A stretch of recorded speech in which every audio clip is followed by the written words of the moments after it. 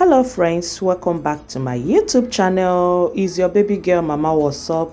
Today's recipe is apple pancake. So if you want to know how I prepared it, stay tuned to the end of this video.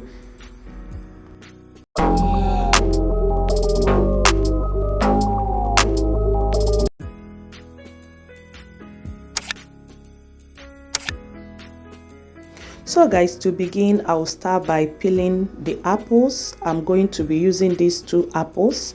Yes guys, you can use any apples of your choice. Yeah, if you're watching me for the first time, thank you so much for clicking on this video, and I want to use this opportunity to say big thanks to DIY Obsession. Yeah, I appreciate you all.